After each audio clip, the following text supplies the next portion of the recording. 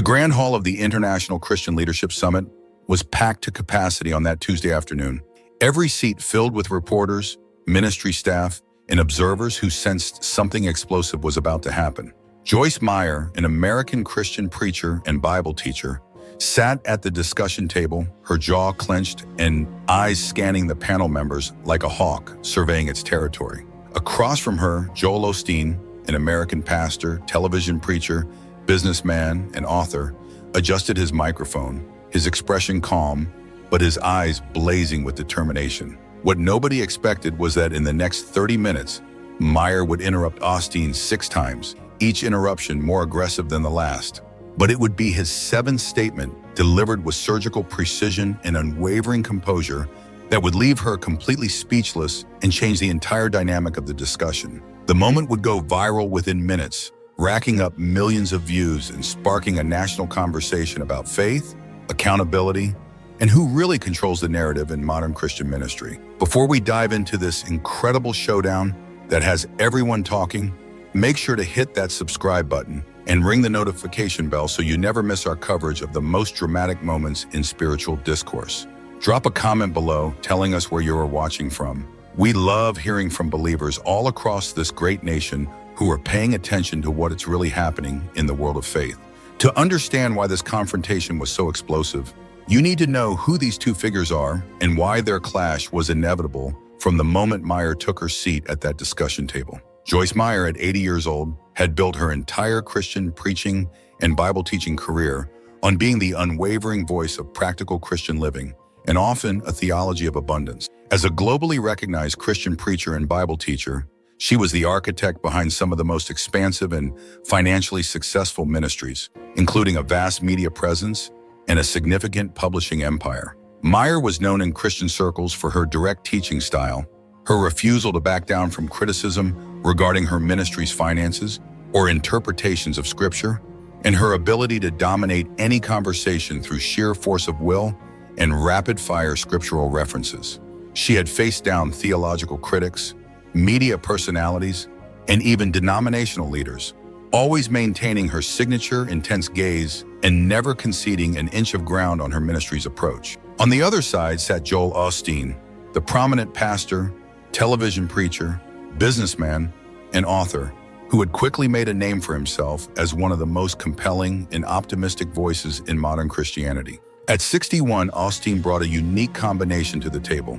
He was a pastor with years of experience leading one of America's largest churches, a television preacher who knew how to connect with a vast audience, and someone who had grown up understanding the profound impact of spiritual messaging on everyday lives. His ministry reached millions, many of whom were seeking hope and guidance amidst personal and financial struggles, areas that had been directly impacted by the very theological teachings and ministry models Meyer had championed.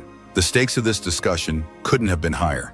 The International Christian Leadership Summit was hosting a panel investigating the long-term impacts of modern prosperity teachings and the ethical stewardship of large-scale ministry finances, particularly concerning how such messages impacted vulnerable believers. Independent analyses had recently been released showing that while many believers embraced messages of abundance, a significant number also faced spiritual disillusionment or financial strain after having given sacrificially to ministries, sometimes without seeing the promised returns or sufficient support during their own crises. Meyer had been called to participate in the panel to discuss her ministry's role in promoting these teachings and her approach to financial transparency. For Meyer, this was about defending her legacy and the ministry practices she still believed were necessary for spreading the gospel and fostering faith. She had come prepared with scriptural justifications, testimonials of lives changed, and her trademark aggressive debating style. She viewed this panel as another opportunity to promote her vision of Christian living, one built on positive confession and divine blessing. For Osteen, this was personal on multiple levels. He had pastored countless individuals struggling with faith and finances, had met with families who felt unheard, and had seen firsthand the disillusionment inflicted on sincere believers who, having given their all, found their hope misplaced. But beyond that, as a pastor and public figure himself, he understood what it meant to face down powerful spiritual leaders who believed they could talk over you, interrupt you, and dismiss your concerns. He had dealt with similar mindsets throughout his career, Leaders who confuse dogma with divine truth and interruption with spiritual intelligence. The panel room itself seemed to pulse with tension. Behind Meyer sat her team of ministry staff and theological consultants, all in dark suits, all with the same intense expressions.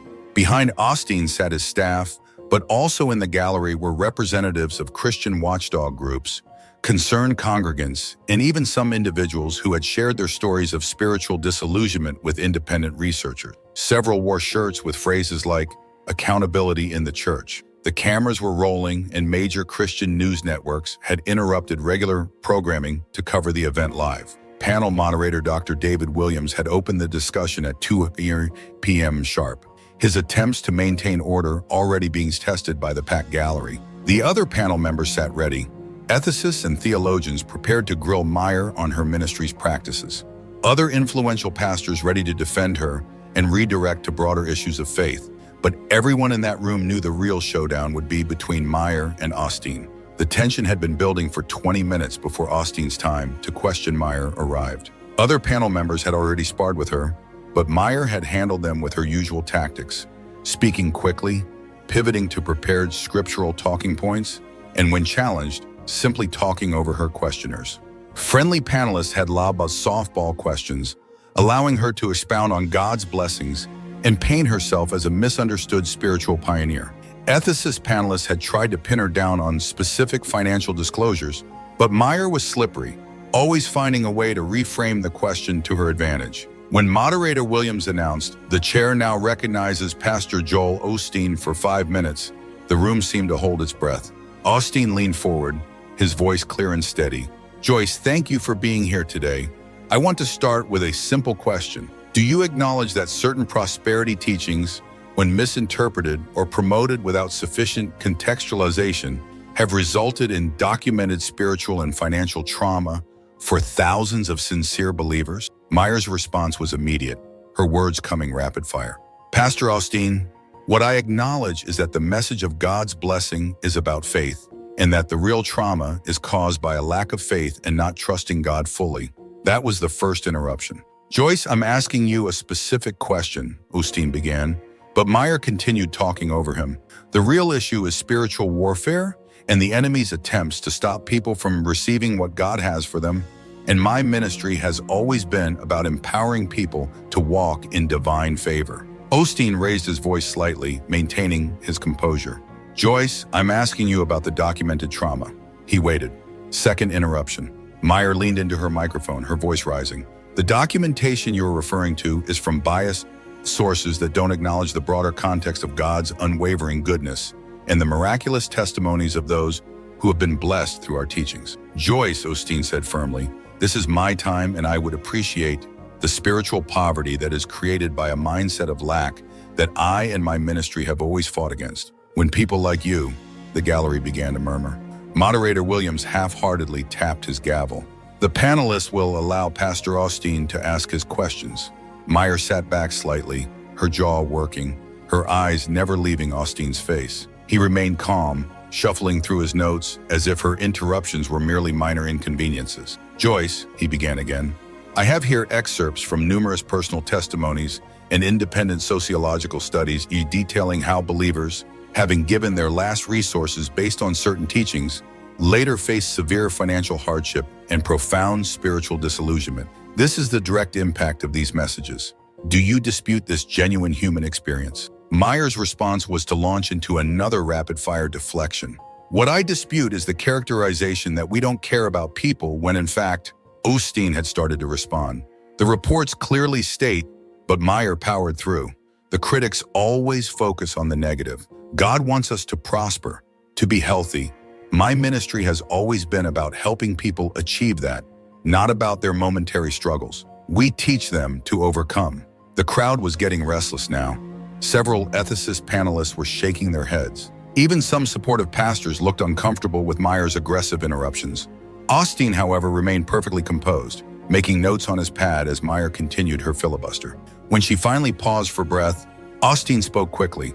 "Joyce, I understand you have faith points you want to get through, but I'm asking about specific, documented experiences of disillusionment from those who followed your teachings." Fifth interruption. Meyer practically shouted into her microphone. My teachings bring hope. My teachings save lives. My teachings stop the spiritual poverty that you seem to want to highlight.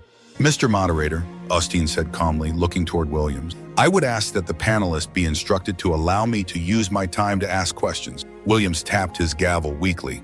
Joyce, please allow Pastor Osteen to ask his questions. Meyer sat back, her face flushed, her hands gripping the edge of the table. The room was electric with tension. Camera shutters clicked rapidly. Several reporters were live tweeting the exchange. Osteen looked directly at Meyer, his voice steady as steel. Joyce, I have been a pastor. I have been a television preacher. I have stood before millions across this country, and I have never. Sixth interruption. Meyer couldn't help herself. She leaned forward again, her voice dripping with a condescension. Your experience in front of cameras doesn't give you theological expertise in spiritual warfare and God's blessings, Pastor. The reality is, but this time something shifted in Osteen's demeanor. He didn't try to speak over her. He didn't appeal to the moderator. He simply sat back, crossed his arms, and waited. He let Meyer continue for another 30 seconds, her voice filling the chamber as she ranted about faith, blessings, and the failures of a negative mindset. When she finally stopped, likely expecting him to try to interject again, Osteen remained silent for a beat. 2 beats. The silence was deafening. Everyone in the room leaned forward. Then he spoke, his voice calm, but carrying an edge that hadn't been there before. The silence in the room was so complete that you could hear the hum of the air conditioning system. Every eye was on Joel Osteen as he leaned forward, his hands folded on the desk, his gaze locked on Joyce Meyer with an intensity that made several people in the gallery hold their breath. Joyce, he began, his voice low but carrying to every corner of the room, you have now interrupted me 6 times. 6 times you have shown this panel, the American people watching at home, and everyone in this room exactly who you are. Meyer started to open her mouth, but Osteen raised a single finger, and something in his expression made her pause. You see, he continued, his voice gaining strength, but never losing its measured control. Leaders like you have been interrupting the quiet questions of faithful people our entire lives. You interrupt because you believe your established authority is more important. You interrupt because you think theological rhetoric equals spiritual validity. You interrupt because deep down you know that if you actually had to answer my questions, if you actually had to confront the documented evidence of spiritual and financial disillusionment you caused to thousands of sincere believers, your carefully constructed narrative would crumble like a house of cards in a hurricane. The room was absolutely silent. Meyer's face had gone from red to pale. Her ministry staff behind her were frozen, unsure whether to object or let her respond. Osteen continued, now pulling out document after document from his folder, laying them out methodically as he spoke. To let me tell you what these reports and testimonies actually say, Joyce, since you seem incapable of allowing me to ask you about them properly. This survey from a respected Christian research firm states that over 70% of individuals who gave significant portions of their income to prosperity-focused ministries found themselves in greater debt or spiritual despair within 2 years, with no visible return on their seed faith. This collection of personal testimonials includes a single mother who sold her home, believing it would bring a financial miracle, and ended up homeless.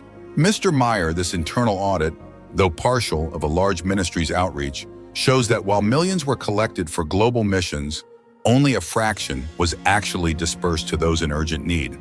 This email chain, from a supporter to your own ministry, shows you dismissing concerns about a struggling family with the response that their faith wasn't strong enough. He paused, looking up at her.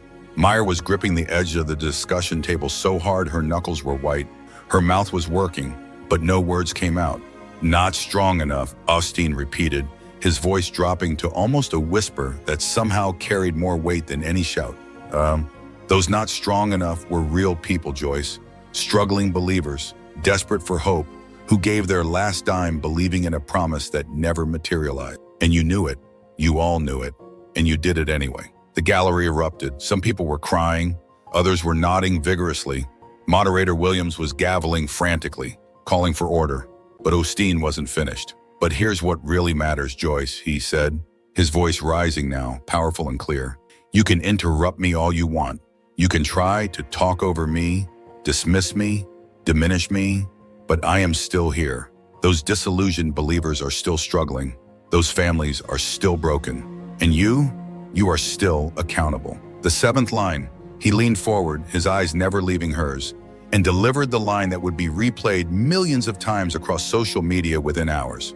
You may have had the power to preach a message of unlimited abundance, Joyce, but you don't have the power to separate yourself from the consequences of its impact on the vulnerable. And interrupting me 6 times doesn't change the fact that the quiet suffering of sincere believers has already judged your approach and found it wanting. Your legacy isn't strength, Joyce. It's the silent despair of those who, having given everything, were left questioning their faith and their worth when the promised abundance didn't materialize and their genuine needs remained unseen. And no amount of interruptions will ever drown that out. The room exploded. Meyer's face had gone completely white. Her mouth opened and closed several times, but no words came out.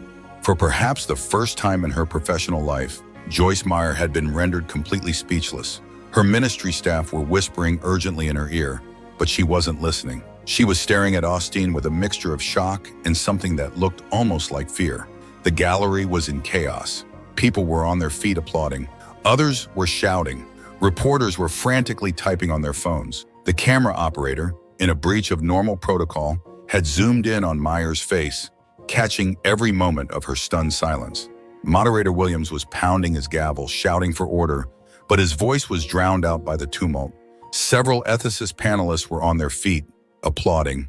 Even some supportive pastors looked shaken by the exchange. Osteen, meanwhile, sat perfectly still, his hands folded, his expression calm.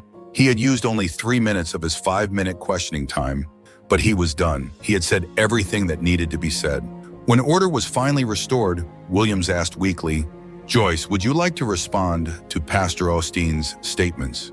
Meyer leaned toward her microphone. Her voice, when it came, was hoarse and uncertain, a far cry from the confident, aggressive tone she had maintained throughout the discussion. I stand by the teachings of my ministry. We were helping people find God's favor. It was weak. Everyone in the room knew it was weak. Meyer knew it was weak. The Christian preacher and Bible teacher who had built her career on never backing down, never showing weakness, never allowing anyone else to have the last word, had just been completely demolished by a pastor, television preacher, businessman, and author. Osteen's response was simple and devastating. "Mr. Moderator, I yield back the balance of my time." Joyce's silence speaks louder than any words she could offer. As he yielded back, something extraordinary happened. Several members of the gallery began to stand and applaud. Not the raucous applause from before, but a slow, deliberate clapping that spread through the room. Even some sympathetic panelists looked uncomfortable, avoiding eye contact with Meyer. Meyer sat frozen at the discussion table, her prepared notes scattered in front of her, completely forgotten. Her team of ministry staff and theological consultants behind her looked equally stunned. They had prepared for every possible line of questioning, every potential attack on Meyer's ministry. They had not prepared for this, for Osteen to turn Meyer's own aggressive tactics against her, to use her interruptions as evidence of her character, and to deliver such a devastating final blow that left no room for recovery. The moment stretched out, painful in its intensity. Meyer's hands were trembling slightly as she reached for her water glass, nearly knocking it over in the process. The woman who had once stood before millions defending her interpretations with unwavering confidence now looked like she wanted nothing more than to disappear. Dr. Eleanor Vance, the next ethicist in line for questioning, leaned into her microphone. "Mr. Moderator, I think Pastor Osteen has said everything that needs to be said. I yield my time." One by one, other critical panelists yielded their time. It was unprecedented. They were giving up their opportunity to question one of the most influential figures in modern Christianity. But they recognized that nothing they could say would be more powerful than what had just transpired. Meyer sat through it all, each yielding of time, another nail in the coffin of her composure. By the time Moderator Williams mercifully called for a recess, Meyer looked like a speaker who had taken too many hits and was standing only because she didn't know how to fall down. As the room began to empty for the recess, Meyer remained seated, staring at the table in front of her. Her team surrounded her, trying to offer words of encouragement, but she wasn't listening. In the span of 3 minutes, Joel Osteen had done what years of theological criticism, investigative journalism, and academic debate had failed to do. He had stripped away the armor of righteousness Meyer had wrapped around herself and exposed the spiritual and human cost at the core of certain prosperity teachings. The video clips were already going viral. Osteen silences Meyer was trending worldwide within minutes. The seventh line, "Your legacy isn't strength, Joyce. It's the silent despair of those who, having given everything, were left questioning their faith and their worth when the promised abundance didn't materialize and their genuine needs remained unseen," was being shared millions of times, turned into memes, and painted on protest signs at Christian conferences. But in that moment, in that panel room, there was only silence. Joyce Meyer, the Christian preacher and Bible teacher who had never met a microphone she couldn't dominate, sat in defeated silence while Joel Osteen calmly gathered his papers and walked out of the room, his head held high. The reverberations from Osteen's devastating takedown of Meyer spread through Christian communities and across the nation like wildfire. Within an hour of the exchange, the video had been viewed over 10 million times across various social media platforms. News networks, both secular and religious, interrupted their regular programming to replay the moment. Christian commentators, who usually disagreed on everything, found themselves united in acknowledging that they had just witnessed something extraordinary. On CNN, Anderson Cooper led with a story, playing the full 3-minute exchange without interruption. "In my 20 years of covering public figures," Cooper said afterward, "I have never seen anything quite like what we just witnessed." Joyce Meyer, known for her confident style and refusal to back down, was rendered completely speechless by Pastor Osteen's powerful response to her interruptions. Over at Fox News, even conservative commentators struggled to defend Meyer.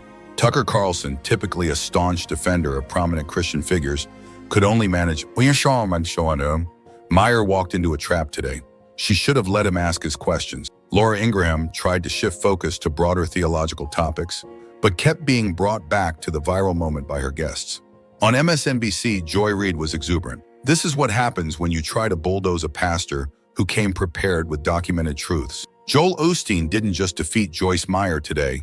He exposed the fundamental weakness of those who mistake interruption for spiritual intelligence. The Christian world was quick to react. Former President Barack Obama tweeted, "Pastor Joel Osteen showed us all what grace under pressure looks like today. More importantly, he reminded us that the voices of those who were harmed by misguided teachings will not be silenced." President Biden released a statement through the White House press office. Today's discussion highlighted the deep wounds left by certain prosperity teachings. Pastor Osteen's powerful words remind us why we must never again allow such spiritual exploitation to be inflicted in God's name. Donald Trump predictably came to Meyer's defense on Truth Social posting. Joyce Meyer was ambushed by a radical left-leaning pastor who doesn't understand divine favor. She was fighting for God while he grandstanded for cameras. Witch hunt continues. But even Trump's defense seemed half-hearted, lacking his usual fire. Perhaps more telling were the Christian leaders who remained silent. Pastor Robert Jeffress, usually quick to defend conservative Christian figures, said only, "I didn't watch the panel. I was focused on my Sunday sermon." Evangelist Franklin Graham, when pressed by reporters, responded, "Everyone needs to lower the temperature and focus on sharing the gospel." The lack of robust defense from Meyer's usual allies spoke volumes. In the hours following the discussion, Osteen's office was flooded with calls, emails, and messages of support. His Twitter followers jumped by over 500,000 in a single day. He was invited onto every major news show, but he declined most, choosing instead to appear on only one, a thoughtful interview with PBS NewsHour, where he could discuss the substance of spiritual accountability without the sensationalism. "This isn't about me versus Joyce Meyer," Osteen told PBS's Amna Nawaz that evening. "This is about accountability for teachings that spiritually and financially harm thousands of sincere believers." Joyce wanted to make it about interrupting me, about trying to dominate the conversation. But the American people deserve better than theater. They deserve truth, and the truth is that these teachings, when misapplied, were cruel. They were deliberately cruel in their impact, and the people who crafted and promoted them need to own that. Meanwhile, Meyer's team was in full damage control mode. They released a statement claiming that Meyer had been ambushed and that Osteen had played politics with spiritual truths. But the statement felt weak, defensive. Meyer herself remained uncharacteristically silent, canceling a scheduled appearance on Sean Hannity's show that night. Behind the scenes, the impact was even more significant. Several prominent pastors on the summit's steering committee privately expressed frustration with Meyer's performance. She made us all look bad, one Republican-leaning pastor told Politico on condition of anonymity. You can't just interrupt your way through ethical oversight discussions. Osteen played her like a violin, and she walked right into it. The spiritual accountability community seized on the moment. Organizations that had been fighting for financial transparency and ethical teaching in ministries for years suddenly had a new rallying cry. Osteen's seventh line was printed on t-shirts, painted on signs, and became a hashtag that trended for days. Families who had experienced spiritual disillusionment began sharing their stories again, empowered by seeing someone in power finally hold Meyer accountable in such a public way. Theological experts weighed in on the substance of what Osteen had revealed. The reports and testimonies he had cited, many of which hadn't received wide public attention before, showed a clear pattern of ministries knowing about the potential spiritual and financial damage their unchecked prosperity teachings could cause and proceeding anyway. Several former Christian counselors suggested that this evidence could potentially be used in ongoing ethical investigations against certain ministries by denominational oversight bodies. What Pastor Osteen did was brilliant from a moral perspective, said Dr. Russell Moore, the renowned theologian and public ethicist. He didn't just embarrass Meyer personally, he entered crucial evidence into the public record and got her to essentially admit through her inability to respond that these documented experiences of suffering were accurate. That's going to matter for the future of Christian ethics.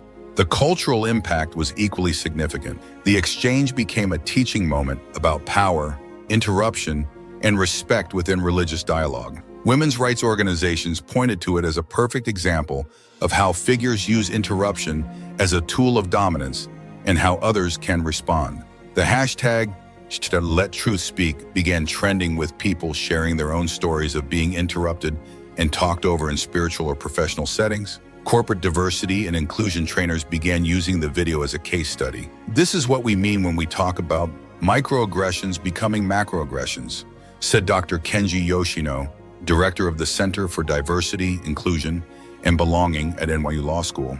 Meyer's interruptions weren't just rude. They were an attempt to deny Pastor Osteen his legitimate authority to ask difficult questions. His response should be required viewing for anyone who wants to understand power dynamics in professional or religious settings. A week after the discussion, the long-term implications were becoming clear. Meyer's influence in broader Christian circles had taken a serious hit. Several Christian authors who had been seeking her endorsement quietly distanced themselves. Her speaking fees, which had commanded six figures, suddenly dried up as organizations feared the controversy she now carried. More importantly, the issue of accountability in large-scale ministries, which had somewhat faded from public consciousness, was back in the spotlight. Several major denominations announced new efforts to review their guidelines for financial transparency and ethical teaching. Congress began considering legislation that would provide greater oversight for religious nonprofits and ensure such detrimental practices could never be implemented again. Osteen, for his part, used his newfound platform carefully and effectively. He didn't gloat or showboat. Instead, he focused on ministry ethics, introducing a set of proposed guidelines he called the Ministry Integrity Act that would require greater financial transparency in pastoral care provisions in large ministries. The guidelines gained bipartisan support from various Christian organizations, eager to distance themselves from the toxic legacy of unchecked spiritual influence. He also began mentoring young pastors entering ministry, particularly those from underrepresented communities. What happened in that panel room wasn't just about me and Joyce Meyer, he told a group of young Christian leaders at a conference in Houston. It was about every believer who's ever been told to be quiet, to wait their turn, to let the powerful leaders talk. I want you all to know that you don't have to accept that. You have every right to be heard, to be respected, and to hold powerful people accountable. The moment also sparked a broader conversation about the ethical legacy of large-scale Christian ministries. Journalists began re-examining other controversial figures and practices, armed with new Freedom of Information Act requests for secular oversight of nonprofits, and inspired by the documentation Osteen had revealed. Several whistleblowers came forward with additional information about how certain teachings had been developed and implemented without sufficient ethical review. 3 months later, a comprehensive report by the Evangelical Council for Financial Accountability, ECFA, confirmed much of what Osteen had alleged in the discussion. The report found that officials, including those within Meyer's ministry, had been warned repeatedly about the potential spiritual and financial trauma certain teachings would cause, but had proceeded anyway, viewing the deterrent effect of blaming a lack of faith as an acceptable outcome.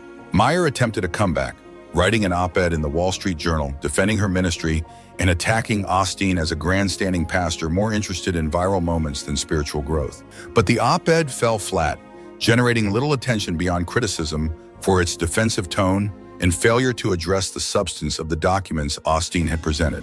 A year later, the moment was still being studied and discussed. It was featured in a documentary about Christian ethics, with filmmakers interviewing both Osteen and some of the disillusioned believers affected by the teachings. Meyer declined to participate. The documentary won several awards and brought renewed attention to the ongoing spiritual and financial trauma experienced by many believers. Theological professors began using the exchange as a case study in their courses. This is a perfect example of how preparation, composure, and moral clarity can overcome aggressive tactics and interruption, said Dr. Jennifer Lawless of the University of Virginia. Osteen didn't try to outshout Meyer or match her aggression. He used her behavior against her and made a moral argument that transcended typical theological debates. The ripple effects continued in unexpected ways.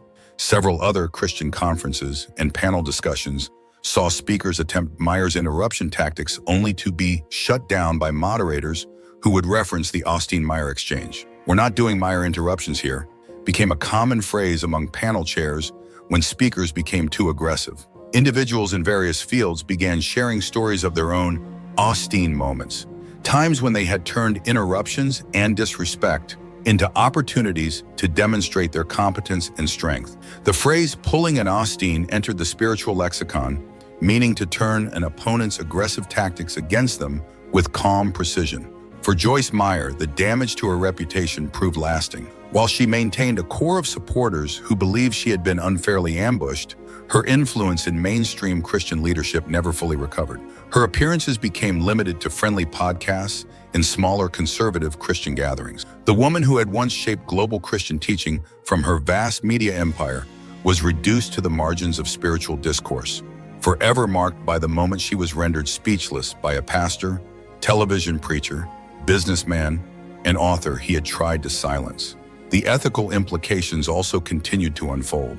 Several lawsuits by disillusioned believers cited the panel transcripts, particularly Osteen's presentation of documents, showing that ministries knew about the spiritual and financial harm they were causing. In one landmark case, a federal judge cited the discussion in ruling that a large ministry owed damages to former congregants, writing, "As Pastor Osteen powerfully demonstrated, the potential for harm was not incidental. It was a foreseeable outcome of unchecked teaching." 2 years after the discussion, Osteen published a book titled Uninterrupted, Speaking Truth to Power in the Pulpit. The book became a bestseller, with the chapter about the Meyer discussion being the most excerpted and discussed. In it, he wrote, "That moment in the panel room wasn't planned. I had prepared questions, yes, and I had my documents ready, but when Joyce Meyer interrupted me for the 6th time, something crystallized for me. I realized that her interruptions weren't just disrespectful to me. They were symbolic of how certain teachings had interrupted the lives of thousands of faithful people. Believers interrupted from their spiritual peace. Families interrupted from their financial stability. Entire communities interrupted by doubt and disillusionment. But when I finally spoke, I wasn't just speaking for myself. I was speaking for every believer who had cried themselves to sleep, wondering why God's promise wasn't manifesting in their life. I was speaking for every parent who had sacrificed their last resources. I was speaking for everyone who had been told their voice didn't matter. Their pain wasn't important. Their humanity was secondary to someone else's theological agenda. Joyce Meyer thought she could silence me with interruptions. Instead, her interruptions became the very evidence of her accountability, not just in that panel room, but in the larger court of spiritual history. Because here's what leaders like Meyer never understand. You can interrupt our words, but you cannot interrupt our truth. You can talk over us, but you cannot silence the moral weight of justice. You can try to dominate the conversation, but you cannot dominate the reckoning that inevitably comes for those who choose dogma over compassion. The book tour brought renewed attention to the issue of ministry ethics and to Osteen himself, who was increasingly mentioned as a rising voice for accountability in the Christian world. Speculation began about his broader influence. Would he lead a new movement for transparency? Was he being groomed for national spiritual leadership? He deflected such questions with characteristic directness. I'm focused on doing the job God has called me to do. If I do that well, the future will take care of itself. Meanwhile, the broader implications for spiritual discourse continued to evolve. The Osteen-Meyer exchange became shorthand for a new kind of spiritual accountability, one that didn't rely on matching aggression with aggression, but instead used composure, facts, and moral clarity to expose the weakness of bullying tactics. Christian consultants began advising their clients to study the exchange. The old playbook of interrupting and dominating doesn't work when your opponent knows how to turn it against you, one Republican consultant told Politico. Osteen showed us all that preparation and composure beat bluster every time. In journalism schools, the exchange was studied as an example of how public dialogue could be transformed into substantive accountability. Osteen didn't just create a viral moment, explained Columbia Journalism School professor Emily Bell. He used Meyer's behavior to illuminate the human cost of certain teachings. That's sophisticated spiritual communication that transcends typical denominational lines. The psychological and spiritual impact on disillusioned believers was perhaps the most profound outcome. Many reported feeling a sense of validation they hadn't experienced before. Seeing someone finally hold Meyer accountable, seeing her unable to respond to the truth about what her teachings did to us. It was healing in a way I didn't expect, said Maria Santos, whose family had lost their savings following prosperity teachings. For so long, it felt like nobody in power cared about our pain. Pastor Osteen showed us that someone was listening, someone remembered, and someone was willing to fight for us. Support groups for disillusioned believers began using clips from the discussion as part of their healing process. Therapists working with traumatized individuals reported that seeing Meyer held accountable, even verbally, helped their patients process their experiences.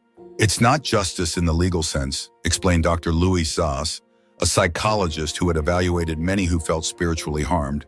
But seeing someone in power acknowledge the deliberate impact of what was done to them, that has therapeutic value. 3 years after the discussion, its impact could still be felt in American Christianity. The phrase, "your legacy isn't strength," it's the silent despair of those who, having given everything, were left questioning their faith and their worth when the promised abundance didn't materialize and their genuine needs remained unseen, had become one of the most quoted lines in modern spiritual history. It appeared on monuments dedicated to transparency in ministry, in academic papers about Christian ethics, and in speeches by leaders across the spectrum who sought to distance themselves from the potential exploitation of believers.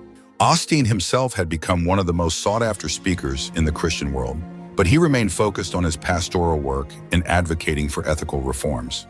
He had successfully influenced several initiatives related to ministry oversight and believer welfare, always citing the disillusioned faithful as his motivation. "Every sermon I write, every discussion I join, I think about those who felt unheard," he said in an interview 3 years after the panel.